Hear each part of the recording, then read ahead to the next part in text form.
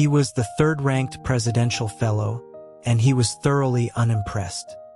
His policy papers were no less brilliant than the valedictorians, his strategic analyses no less incisive than the salutatorians. Yet, because he was deemed excessively handsome, he was relegated to third place. For this, he regarded the other two as a thorn in his side. But he couldn't explain why, all of a sudden, he could hear their innermost thoughts. Ethan's fingers are so elegant. I'd love to just... Julian's choice of that pale gray suit today is perfect.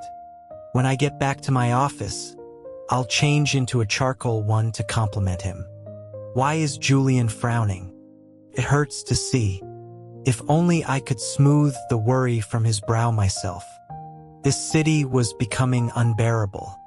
Pennsylvania Avenue was a sea of bodies and flashing cameras, a roar of celebration echoing from one end of the street to the other.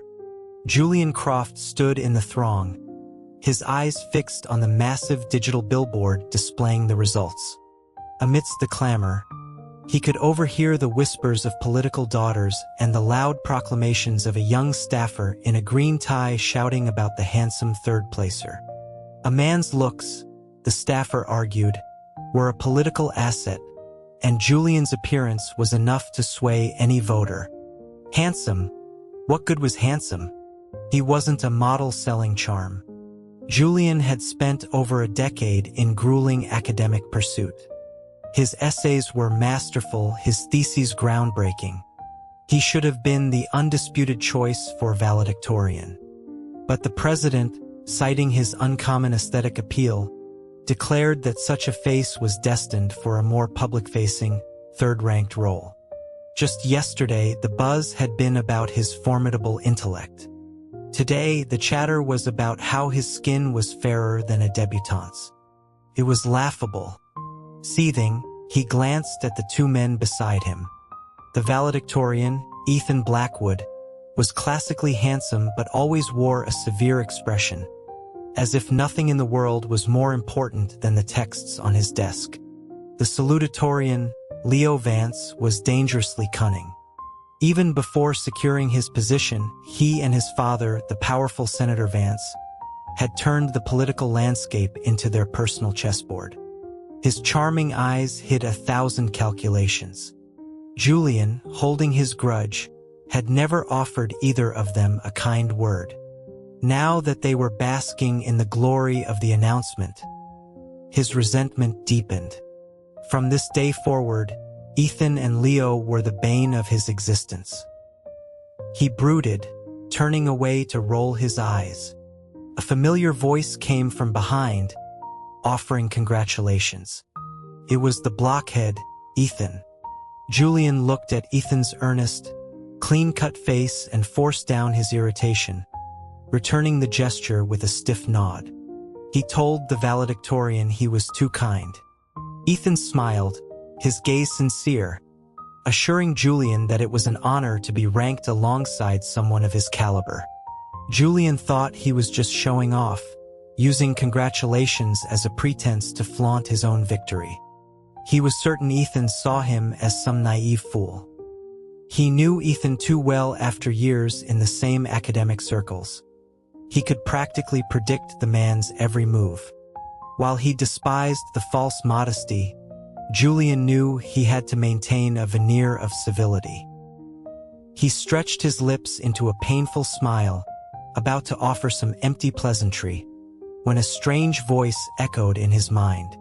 A man like a flawless jade carving, a gentleman without equal. Julian truly deserves his reputation as the capital's finest. After all these years of hard study, to finally serve in the same administration as him, fate has been kind to me. Julian stumbled back, nearly tripping over his own feet. It was terrifying. What was that voice? He must be hallucinating. The stress of the final examinations and the public announcement must have frayed his nerves. Ethan, his face etched with concern, reached out to steady him. Julian practically leaped away from his touch, exclaiming that they should maintain a professional distance. Before he could recover, Leo Vance stepped closer, clapping a hand on his shoulder. Leo asked if he was feeling unwell, noting how pale he looked. The moment Leo's palm made contact, another voice exploded in his head.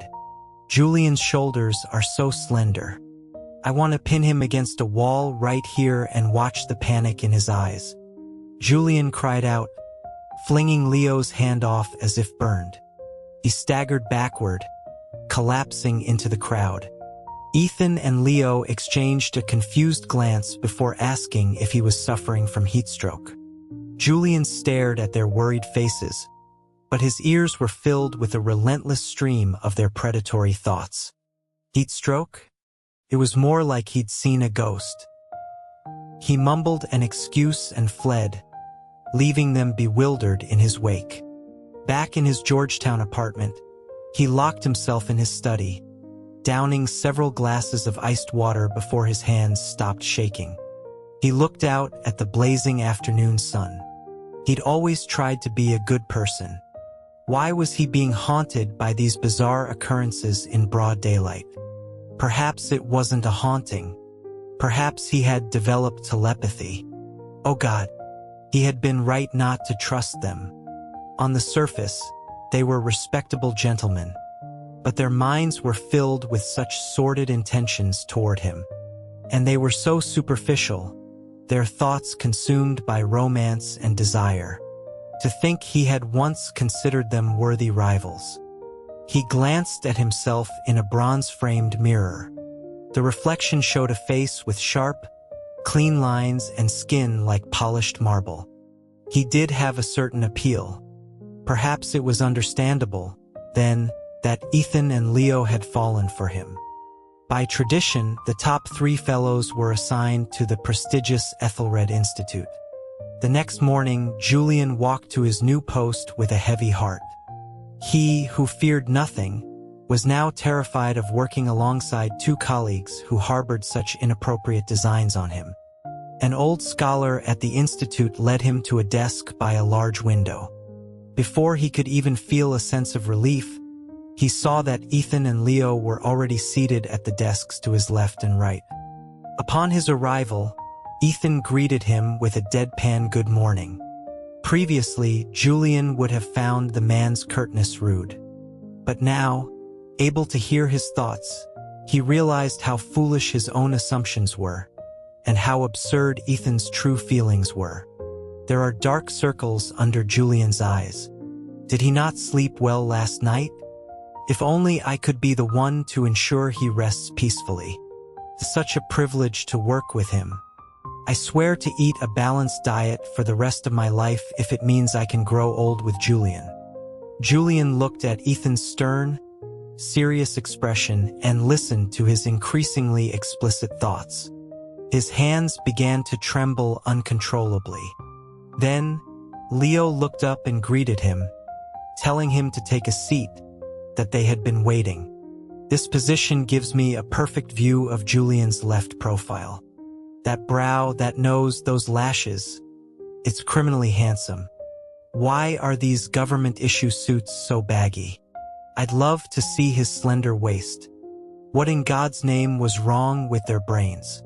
Julian shot them a complicated look and, once again, fled. After leaving the institute, he crouched by the entrance, pulling at his hair as he contemplated his life. Why had he suddenly gained telepathy? Why could he only hear the thoughts of these 2 men?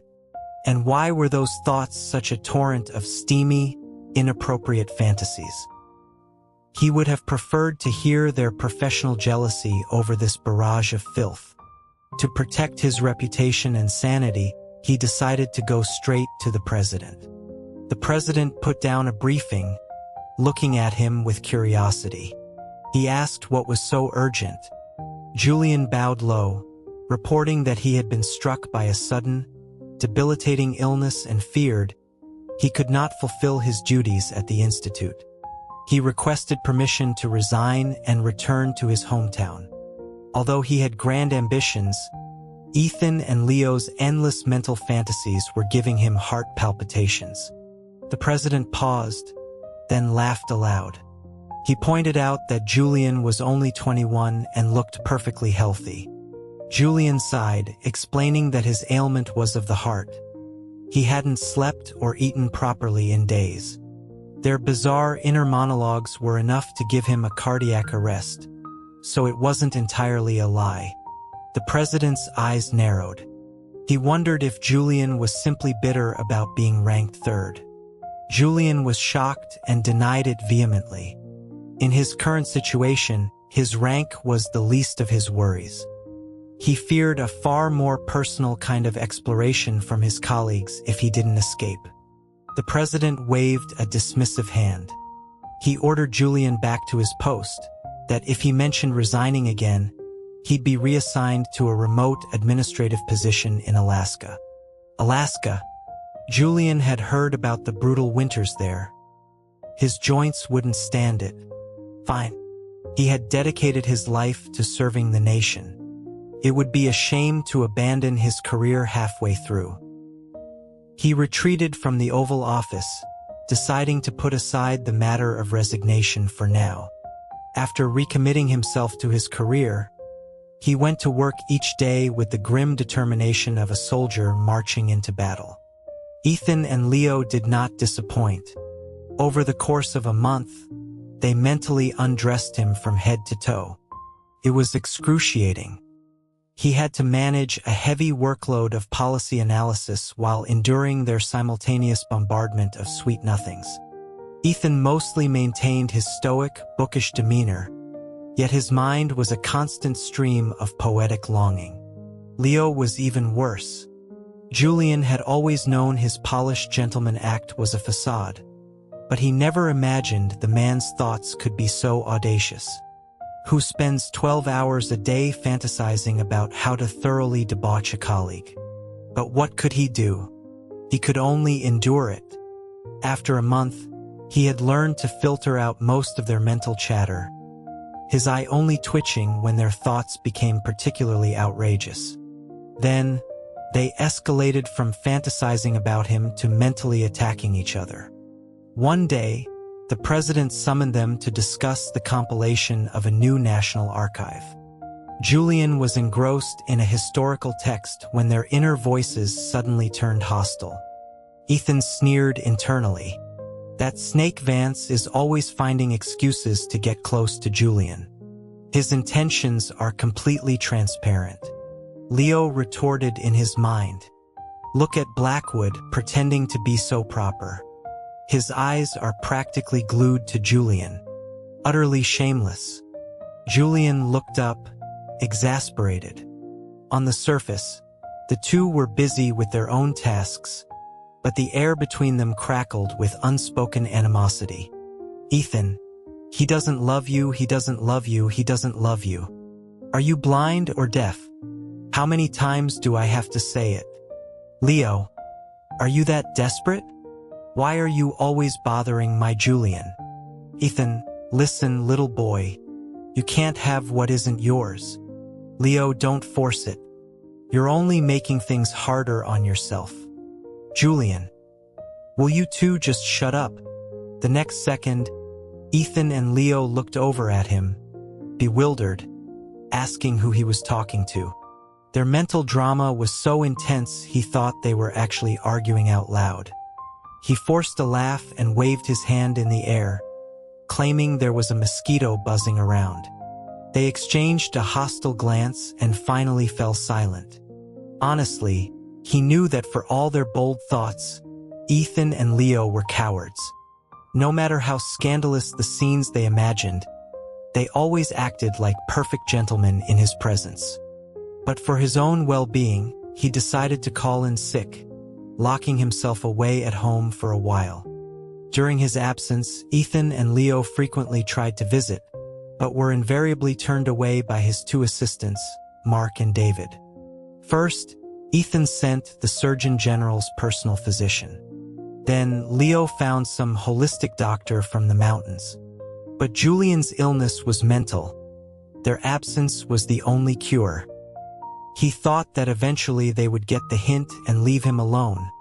but he had severely underestimated the intensity of their affection. Over the next 2 weeks, it became a competition. Leo sent a steady supply of medical texts and herbal remedies. Ethan sent a variety of gourmet dishes, even having the legendary crab cakes from a famous Chesapeake Bay restaurant delivered. The medical texts were useless, but the food was certainly worth enjoying. Julian lounged in a wicker chair, fanning himself, one moment savoring a spoonful of pear compote, the next a bite of lavender honey creme brulee. Mark, seeing him eat with such gusto, grinned. He told his boss to eat slowly, explaining that the compote was a new creation from Mr. Blackwood's private chef, meant to be soothing. The creme brulee, he added, was personally made by Mr. Blackwood after hearing Julian's appetite was poor. Mark even conveyed that Mr. Blackwood promised to send more every day if he liked it. Julian's hand, holding the spoon, froze. Mark was a quiet man from his hometown who had been with him since childhood. He wasn't one to sing someone's praises for no reason. Julian put down the spoon and stared at him, asking what else Ethan had said. Mark swallowed, as if reciting a script, and added that Mr. Blackwood had recently acquired several rare First Ion books and would send them over tomorrow if Julian was interested. Julian thought Ethan, that bookworm, was still obsessed with rare books at a time like this. Just then, David entered with a tray of tea and overheard Mark's speech. David interjected that Mr. Vance also had a message. He said he had a new pet, a highly intelligent cockatoo, and wanted to invite Julian over to see it. He also added that Mr. Blackwood was a bore who only knew books, unlike him, who knew how to truly care for someone. Mark immediately retorted that Mr. Blackwood had beautiful handwriting and was a skilled musician, far superior to Mr. Vance's frivolous trinkets. David, indignant, shouted that it was a cockatoo, not a trinket, calling Mark a country bumpkin. Mark shot back that they were First Ions, calling David an empty-headed fool. Their bickering escalated, and for a moment, it felt as if Ethan and Leo themselves were in the room, fighting over him. It was utterly absurd. These men were on his payroll, yet their loyalties had clearly shifted. Growing angrier, Julian slammed his hand on the table. "Enough! Both of you out!" Startled, Mark and David fell to their knees before scrambling out of the room. After that incident, Julian realized he couldn't hide forever. And frankly, he'd rather listen to Ethan and Leo argue at the Institute than his 2 assistants. At least the former were easier on the eyes. And so, the next day he dusted off his suit and returned to work. This time he was mentally prepared, his tolerance for their barrage of mental sweet-talk significantly improved. It was just a basic professional skill, he told himself. For some reason, however, perhaps because he'd been on leave for so long, his colleagues were looking at him strangely. Secretary Lee kept stealing glances at him, his mouth twitching. Chairman Zhao hid his face behind a folder, his shoulders shaking with suppressed laughter. And Senator Vance, Leo's father, looked as if he wanted to personally dismember him. The reason became clear when, during a congressional hearing, Senator Peterson stood up, his wrinkled face flushed with outrage. He was there to censure a junior official, a Mr. Zhang from the Department of Commerce, for circulating lewd material during a session. Mr. Zhang dropped to his knees, proclaiming his innocence and claiming he was only reading a common literary collection. The chamber erupted in murmurs. The president, intrigued, asked to see the book. An aide retrieved a tattered, well-worn booklet from Mr. Zhang's jacket. The aide opened it to a random page and began to read aloud. That night, Julian Croft leaned drunkenly against the balcony railing, his tie loosened, Seeing him in such a state, Ethan Blackwood felt a surge of protectiveness, wanting to drape his own coat over him. But Leo Vance was faster, reaching out to take Julian's arm. Supported, Julian unconsciously tugged at his collar, his shirt slipping further down. Ethan could bear it no longer and swept the man into his arms. What in the world was this? Julian felt like he'd been struck by lightning, utterly speechless. He turned to look at the other two protagonists, hoping they would offer an explanation. Ethan's perpetually serious face was now a suspicious shade of red. He stammered, unable to form a coherent sentence, his eyes darting toward Julian. "It's actually quite well written. I kind of want to read the sequel now. I'll have to find a copy after this." Seriously? This was not the time to be thinking about a sequel. With Ethan being useless, Julian turned his desperate gaze to Leo, pinning his hopes on the notoriously ruthless salutatorian. To his horror, Leo simply sidled up to the aide and remarked knowingly that they were reading that book. Julian stared, incredulous, asking if he already knew about it. Leo shrugged and pulled an identical booklet from his own pocket. It was called The Ethelred Knights, written by someone called the Capital Pen. He mentioned it was a bestseller in all the D.C. bookstores, and he'd picked up a copy that morning. Julian's voice cracked as he asked how Leo could spend money on such trash. He lamented the decline of morals, that the nation's brightest minds were openly circulating such filth. Before he could continue his tirade, a cold voice cut through the noise, silencing the entire hall. The three of them turned to see Senator Vance, his face livid. He declared that as public servants, they should be dedicated to the country, not indulging in such disgraceful material. He glared first at Ethan, scolding him for his lack of decorum as the valedictorian. Then he pointed a finger at Julian. "And you, as the third-ranked fellow, you have no self-respect, constantly attracting scandal." Attracting scandal? It was Ethan and his precious son who were relentlessly pursuing him. Julian was shaking with rage, about to argue back, when the president spoke up with a smile. He told Senator Vance not to be so angry, commenting that this Capital Pen had a lively writing style and had vividly depicted the camaraderie between the three esteemed fellows. He found it quite amusing. The senator, aghast, insisted such obscene books were a disgrace to the government. But the president waved it off, saying it was just fan fiction and not to be taken seriously. Besides, he added, the three of them were indeed inseparable, so it was no wonder the public's imagination was running wild. He declared the matter closed. Inseparable? They were haunting him. Julian looked around and saw his colleagues trying to stifle their laughter. He was so embarrassed he wished the floor would swallow him whole. Yet the other two seemed completely unfazed, their minds still running wild. Julian's pale gray suit today is perfect.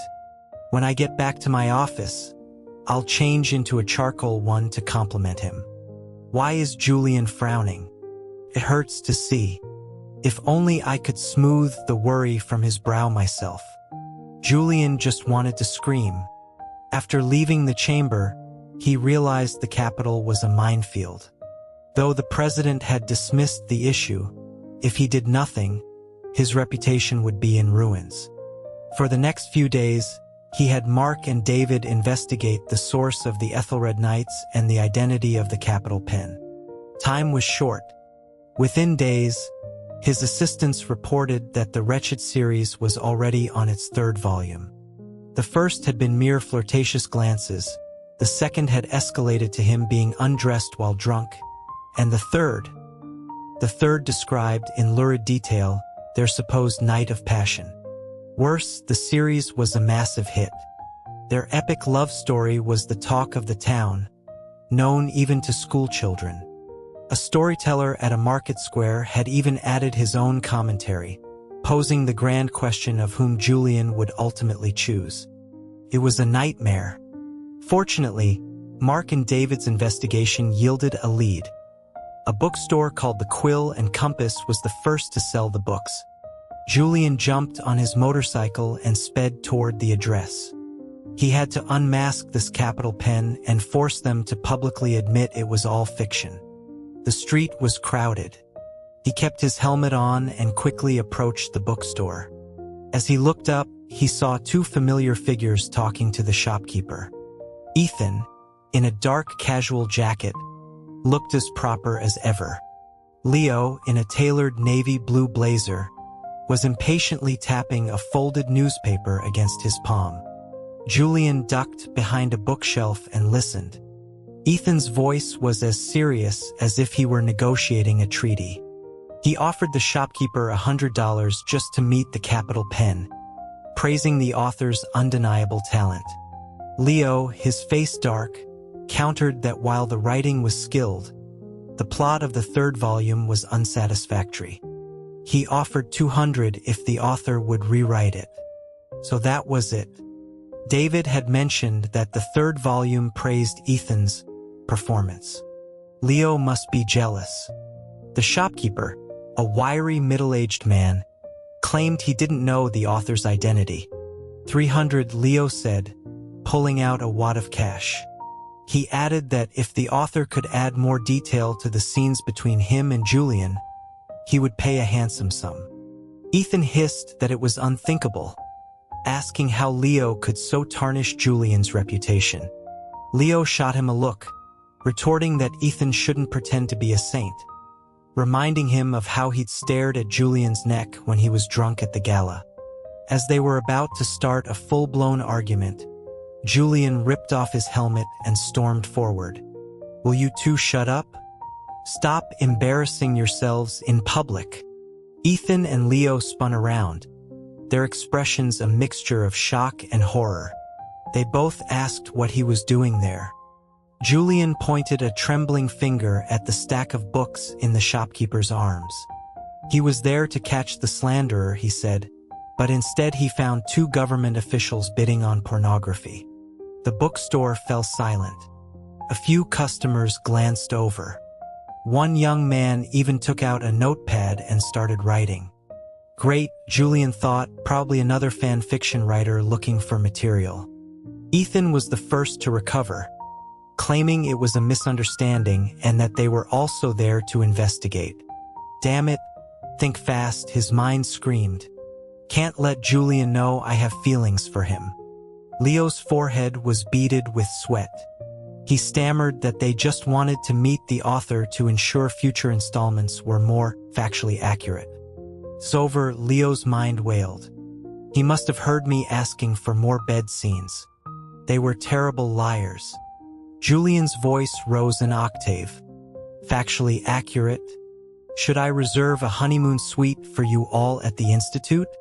The shopkeeper, probably fearing Julian would wreck his shop, hurried over to placate him. He said that if they really wanted to meet the author, there might be a way. They all turned to him. The shopkeeper mysteriously pulled a box from under the counter. Inside was the original manuscript for the Ethelred Knights. He told them to take it and study it, but begged them not to cause any more trouble in his store. They took the box and huddled together. The paper was of a high quality, similar to the official stationery used in the White House.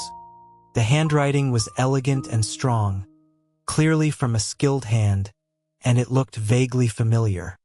Ethan seemed to notice it too, frowning in thought. He muttered that he'd seen that handwriting before. Leo's expression also grew strange.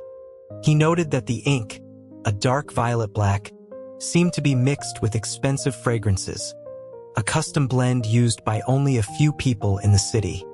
The shopkeeper, seeing their expressions, quickly disavowed any knowledge, insisting the manuscripts were delivered by a masked person. Before they could press him further, they heard the screech of tires outside.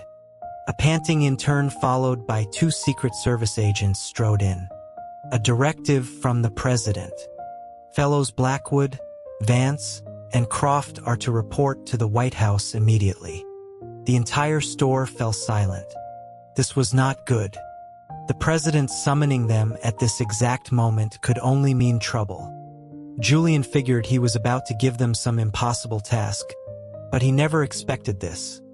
A presidential order sending the 3 of them to Lowell County for flood relief. The chief of staff stood before them in the Oval Office, reading the directive. The president declared that due to the severe flooding in Lowell County and the suffering of its people, he was dispatching fellows Blackwood, Vance, and Croft to oversee disaster relief, distribute aid, and restore order. Effective immediately. This president was so unpredictable. Lowell County was in a region prone to rain, but major flooding hadn't been an issue for years since the new levees were built. A disaster of this scale was unusual. And why send the 3 of them together? It was bizarre. After reading the order, the chief of staff added quietly that the president had specifically instructed them to cooperate closely on this mission of national importance. Julian, kneeling on the plush carpet, ground his teeth in frustration. Ethan and Leo, however, accepted with enthusiasm. As they rose, they flanked him, each offering a hand to help him up. Ethan, excellent. This means I can be with Julian day and night. Leo, holy, the president is a genius. If Julian and I get married, I'm seating him at the head table. It seemed Julian was the only one suffering. The journey to Lowell County was long. Worried about delays, they traveled light. Besides the 3 of them, the president had insisted on sending along a 4th person, a man named Caleb Thorne from the Presidential Records Office. His job was to document the president's daily activities, a fairly prestigious role. Disaster relief was hardly a job for a White House chronicler, but for some reason, the president had shoehorned him into their group, claiming he wanted a record of their heroic efforts for future commendation. It was just one more person to bring along, so Julian didn't object. They rode nonstop, arriving in Lowell County 3 days later. The local mayor, having been notified, had prepared the best rooms in the county courthouse for them. Unfortunately, in the entire building, only 2 rooms were habitable. The mayor explained apologetically that he assumed, given their close friendship, they wouldn't mind sharing for one night. He promised to arrange rooms at the best inn in the morning. Leo, ever the opportunist, immediately agreed. He declared it a fine arrangement, suggesting he and Julian take one room, while Ethan and Caleb took the other. Before anyone could object, he grabbed Julian's bag and pulled him toward one of the rooms.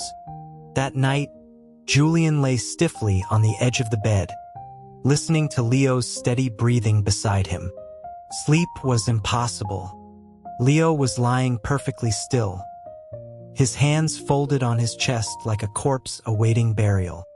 Finally, Leo spoke, starting to say something to Julian. "Shut up and sleep," Julian snapped. Leo finished his sentence, explaining that Julian was lying on his sleeve. Embarrassed, Julian shifted away. Pale moonlight streamed through the window, casting a silvery glow on Leo's face. Looking at his profile, Julian was suddenly transported back to his childhood.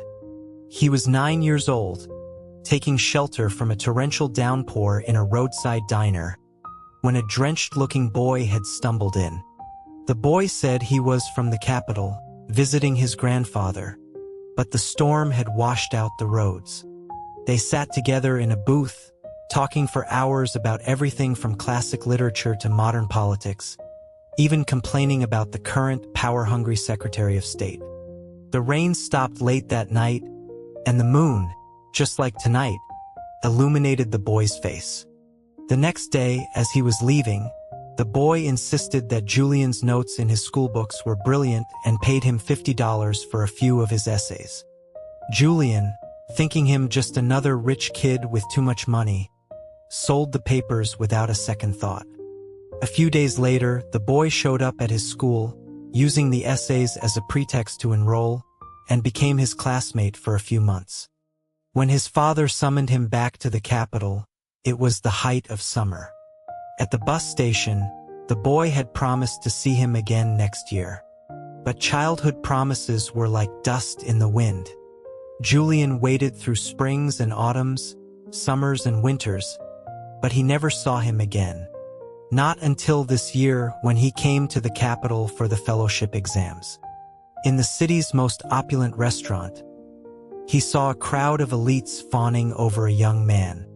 People were whispering that he was a genius, a shoo-in for the top spot. Julian stood on his toes to see, and finally recognized the face. It was a face he hadn't seen in years, yet it was painfully familiar. Only then did he realize that the boy was Leo Vance, son of the powerful senator. Remembering this, Julian was overcome with a mixture of nostalgia and anger. In a fit of pique, he kicked Leo hard. Leo grunted in pain, but then, instead of moving away, he reached out and caught Julian's ankle. Julian is such a restless sleeper. I'm losing my self-control. If I weren't worried about the consequences tomorrow, I'd take him right now. This only made Julian angrier. He curled up in a ball, fuming, when he heard a rustling sound. It was Ethan, holding a pillow, sneaking into their room. Leo hissed, asking what he was doing. Ethan, looking perfectly justified, climbed onto the other side of the bed, claiming there were rats in his room and he was too scared to sleep alone. Leo was about to kick him out when the door creaked open again. Caleb Thorne, clutching his notepad, tumbled into the room. One problem after another. Leo glared at him, asking sarcastically if he was working late. Caleb laughed nervously, claiming he was just passing by and tripped. He wished them a good night and scrambled away, leaving the three of them staring at each other in the cramped bed. The next day, they rose early for the relief efforts. A line of 200 people had already formed outside the courthouse. Most were from a nearby village whose farms had been the first to be flooded. They were gaunt and pale from hunger. An old woman said she hadn't eaten in 2 days, her hands shaking as she held a bowl. A man carried a small, emaciated child on his back, the child's eyes lifelessly fixed on the vats of emergency rations. Julian watched the long line of suffering people and sighed at the cruelty of fate. As he was contemplating this, a woman holding a child's hand pushed her way to the front, asking if he was Mr. Croft from the capital. She claimed her husband had been washed away in the flood, leaving her a widow with a child, and begged for his help. Moved by her tear-filled eyes, Julian was about to give her an extra portion of rice when Ethan coughed softly behind him. He turned and saw Ethan shake his head slightly, gesturing with his eyes toward the woman's hands. Her hands were slender, her nails clean and perfectly manicured with fresh red polish. She didn't look like a flood victim at all. Ethan stepped between them, his face impassive. He told the woman that after receiving her rations, she needed to see Mr. Vance to get her thumbprint recorded. Her name and address would be logged for the president's official report. At the mention of official records, the woman's face changed, and she quickly disappeared into the crowd. A light rain was still falling. Julian watched a gust of wind lift a strand of Ethan's dark hair. His gaze lingered on Ethan's focused expression and thick eyelashes, and he found he couldn't look away. He didn't know when it had happened, but this stoic, serious face had started to feel strangely reassuring. He had grown up with Ethan. Family friends used to say Julian was a prodigy, reading thousands of words a day at 5, writing poetry at 6. At 9, he was enrolled in the prestigious Whitehall Academy, where he met Ethan for the first time. Julian, still a mischievous child, used his intelligence to cause trouble. One day he'd pour ink into the headmaster's teapot. The next he'd sneak off to go fishing. The headmaster, a man even more rigid than Ethan was now, was too intimidated by Julian's powerful father to punish him directly. Instead, he would punish his own son, Ethan, who was always quietly studying, hoping to guilt Julian into behaving. It never worked. He couldn't remember how much trouble he'd caused over the years, or how many times Ethan had been punished for his misdeeds. To be honest, he used to dislike Ethan. He disliked that he never cried when punished, never complained when blamed. He disliked his single-minded dedication to his studies. So when he discovered Ethan's secret feelings for him, along with shock and disbelief, he felt a sliver of secret triumph. So, Ethan Blackwood, for all your genius and top honors, you still fell for me. You couldn't escape me either. He was lost in thought when Caleb suddenly appeared at his side, whispering in his ear, "Nice view." Huh? Julian snapped back to reality. Caleb grinned, pointing out that the way Julian was looking at Ethan was far from ordinary. Annoyed, Julian stomped hard on Caleb's expensive shoe. Caleb winced but didn't retaliate, merely turning away to scribble furiously in his little notebook. Julian figured he was tattling to the president, but he didn't care. The disaster in Lowell County wasn't as severe as reported, and they would soon be able to return to the capital. They had not only provided aid but also uncovered another problem: corruption. It was clear the poverty of the people was due less to the flood and more to the local officials' exorbitant taxes. They also found that the levee had been built with substandard materials. After sending a detailed report to the president, they began their journey back. On the day of their return, the city gates were mobbed with people. As their car inched through the streets, Julian's heart felt as unsteady as the ride. Passing a cafe, he heard a storyteller's voice drift out. And so we have the Ethelred trio: valedictorian Ethan Blackwood, as noble as a winter pine; salutatorian Leo Vance, as smooth as polished jade; and fellow Julian Croft, as radiant as the moon. Each a gem of our capital city, and their relationship is anything but ordinary. The Ethelred trio? In the few days they were gone, they'd gotten a nickname. And what did he mean their relationship wasn't ordinary? Julian slowed the car and listened. A young man in the crowd asked the storyteller to elaborate. The storyteller chuckled, explaining that Julian's legendary beauty had captured the hearts of both the valedictorian and the salutatorian. The Ethelred Institute was the stage for a daily drama of two men pursuing one. Now, he added, they had even followed their beloved all the way to Lowell County. An old man selling candy chimed in, asking who Julian favored. A woman from a nearby boutique sniffed that talent was what mattered, so of course it would be Mr. Blackwood. Another woman leaving a cosmetics shop scoffed, saying love has nothing to do with talent, and that Mr. Vance and Mr. Croft were clearly a better match. Listening to the public debate his love life, Julian felt a profound sense of despair. What had happened to the city in his absence? He got out of the car and grabbed a random bystander, demanding to know what was going on. It turned out that while they were away, a new book had taken the city by storm: 3 Men and a Flood. It chronicled the romantic daily life of their disaster relief mission, a tale that was 3 parts fact and 7 parts fiction. In a flash, Julian thought of Caleb and his little notebook. Furious, he located Caleb in the convoy and dragged him out of his car. "Thorne, admit it. This was your doing." Caleb, terrified, insisted he was just writing for fun and never expected it to become so popular. Julian aimed a kick at his rear.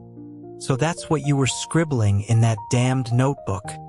You're the capital pen." Caleb dropped to his knees, swearing that his pen name was Presidential Pastries, not the capital pen. He confessed that 3 Men and a Flood was his debut work. The earlier books weren't his. Julian grabbed him by the collar, not believing a word. Caleb, desperate, shouted for Ethan and Leo to help him, then finally blurted out the truth. "It's true. I swear. The capital pen. It's the president. The president." It all made sense now. Why he refused Julian's resignation. Why they were suddenly sent to Lowell County just as they were getting close to finding the author. Why he insisted the 3 of them go together, with a personal chronicler in tow. And why, during morning briefings, the president's gaze would always shift between the 3 of them with a knowing, secretive smile, like a gossip enjoying the best part of a story. He was shipping them. As Julian's world crumbled, the deafening thoughts of Ethan and Leo crashed into his mind. "Leo Holy, the president is a legend. I should get a pen name too. 7th Floor Shipper. I'll write my own fan fiction about me and Julian." Julian was speechless. After returning from the relief mission, he took a few days off. His new philosophy regarding the president being their #1 fan was to simply accept it. What else could he do? But as he was enjoying a peaceful nap, Mark burst in, announcing that a directive had arrived from the White House. Julian's heart sank. He knew this couldn't be good. Standing in the sun-drenched courtyard, the chief of staff gave him a meaningful look and began to read from a scroll in a high-pitched voice. "By order of the President of the United States. Due to rampant corporate piracy in the Dakota Territories, fellows Ethan Blackwood, Leo Vance, and Julian Croft are hereby ordered to depart immediately to quell the unrest." So ordered. Julian could only stare in disbelief. Again, he was a policy analyst. Why was he being sent to fight pirates? Addendum 1. Ethan, the grass was soft, the willows swayed. April 3rd, 10th year of the president's term. Perfect day. I was 10 years old. Walking through the halls of Whitehall Academy, I ran into Julian Croft being dragged to school by his father. Julian Croft, the famous prodigy of our district. I had read his poems, his essays. His writing had a spark, a brilliance utterly different from the work of other children. He was truly a genius. From the first moment I saw him, my eyes could never leave him. He lived a life of wild freedom, constantly causing trouble. But it didn't matter. I liked him that way. I would deliberately skip his name during homework checks. I would cover for him when he skipped class. I would secretly complete and correct his assignments late at night. When the headmaster's ruler fell on my own hands, I felt a strange sense of joy. Would this make him notice me? Would he look at me? Would we become friends? But Julian was oblivious. His mind was filled with fun, food, and his own ambition. I didn't have his natural talent. To stand by his side, I had to work 1,000 times harder. The lights in my study burned all night. My right hand was layered with calluses. But slowly, my essays went from being criticized by my father to being passed around and admired by my classmates. On the day the regional exam results were posted, I saw my name ranked first and his second. For the first time, his gaze truly fell on me. In that moment, a selfish thought crossed my mind. I hoped he would never surpass me. The night before the fellowship results were announced, the innkeeper told me the National Cathedral was a place of miracles, that I should go if I had time. Amidst the scent of incense and old stone, I knelt and bowed my head. Lord, hear my prayer. This is Ethan Blackwood. I am here today with a humble and sincere heart. If you can truly hear me, please let Julian know what is in my heart. Addendum 2, Leo 12th year of the term, a rainy April. I was visiting my grandfather in the countryside when my car got stuck in the mud. Frustrated, I saw a boy in a blue shirt standing under the awning of a diner. His features were like a painting. On a whim, I went up to him. He was surprisingly easy to talk to.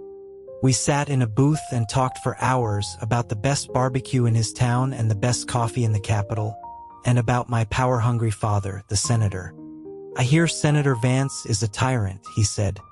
Arrogant, stubborn, and unreasonable. Is it true? Absolutely, I replied. And he wears the same undershirt for 3 days straight and sleeps in so late he's almost missed morning sessions. You know such personal details? Because his infamous reputation is just that widespread.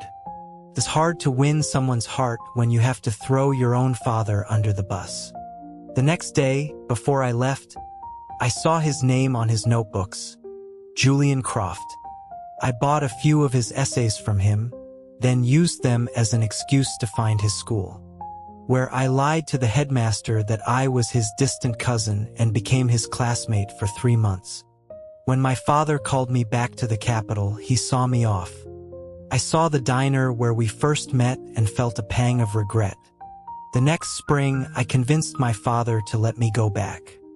I snuck into the academy, planning to surprise him, but I overheard him talking to a classmate outside the window. It's almost summer, the classmate said. That guy from the capital, Leo, didn't he say he was coming back? Julian didn't even look up from his book. He's just a rich kid. Probably found school boring and gave up. True. Besides, you hate idiots. He couldn't even get through the basic primers. You probably don't want to see him anyway. He just grunted in agreement and kept writing. I've always been thick-skinned. I could ignore it when my father or tutors called me useless. But this time, for some reason, it hurt. I clenched my fists. I never went inside. I just quietly left a box of expensive ink, hard to find in his town, on his desk and left. After returning to the capital, I started studying relentlessly. My father and tutors thought I was possessed. Every year after that, I would go back to his town to see him, but I never dared to show myself. I would just watch from a distance, seeing how brilliant he was in debates. Years later, I finally wrote essays that were praised by scholars. But I still didn't have the courage to approach him. I was afraid he had forgotten me. And I was afraid he still remembered me as the idiot who couldn't even get through the primers. This year, he came to the capital. I saw him in a restaurant.